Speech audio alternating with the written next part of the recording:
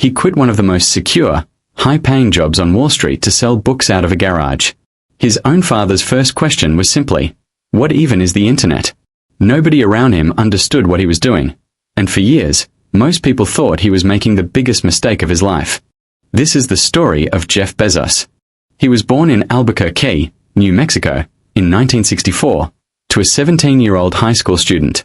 His biological parents divorced when he was just a toddler, and his mother later remarried a Cuban immigrant named Miguel Bezos, who legally adopted 4-year-old Jeff and gave him the Bezos name. As a child, he spent summers on his grandfather's ranch in rural Texas, learning to fix windmills, lay pipes, and work with cattle, lessons in self-reliance that would stay with him for the rest of his life. Even as a teenager, he had unusually ambitious dreams. He once gave a high school speech about wanting to build space hotels and colonies for millions of people in orbit.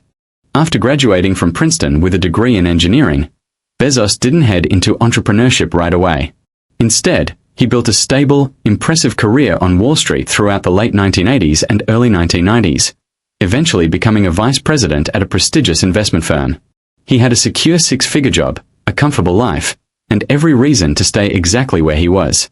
Then, in the spring of 1994, he came across a single statistic that changed everything. Web usage was growing at roughly 2,300% a year. That number seemed almost impossible, and it convinced him something enormous was about to happen. He used what he later called his regret minimization framework, imagining himself decades in the future, and asking which choice he'd regret more. He realized he'd rather try and fail than spend his life wondering what could have happened. So he walked away from his Wall Street career entirely.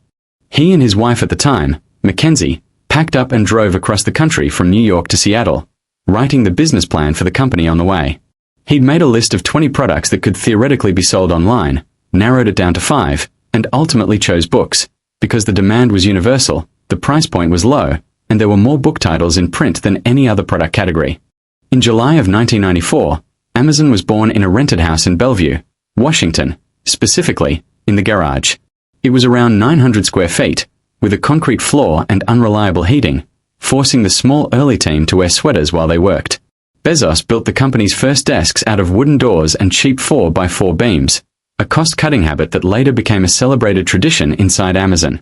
Every time an order came through the website, a bell would ring, a sound that, in the earliest days, was rare enough to make the whole team stop and celebrate.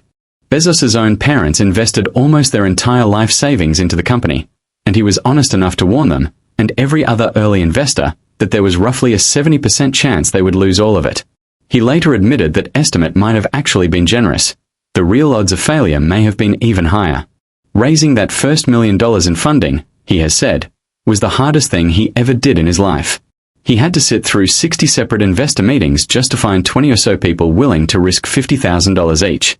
40 people said no, and many of those no's came only after multiple rounds of meetings, because most investors in 1995 didn't even understand what the internet was, let alone why anyone would trust it with their credit card. With no proper office space in those early months, Bezos and his small team even held business meetings at a local Barnes & Noble, the very same kind of brick-and-mortar bookstore that Amazon would eventually make obsolete for millions of shoppers. Amazon officially opened for business in July of 1995. Its very first sale was an obscure academic book about cognitive science. Within 30 days, the company was already generating $20,000 a week in sales, a number nobody, including Bezos, had fully expected so quickly. But early success didn't mean smooth sailing. As Amazon grew and eventually expanded beyond books into music, electronics, and eventually almost every product imaginable, financial analysts and major publications openly mocked the company's strategy. Respected business magazines published stories predicting Amazon's collapse, insisting it would never turn a profit and would be crushed by traditional retailers like Barnes & Noble and Borders. For years, Amazon operated at a loss, pouring nearly every dollar of revenue back into growth instead of profit, a strategy that made Wall Street deeply uncomfortable and led to relentless criticism that Bezos didn't know what he was doing.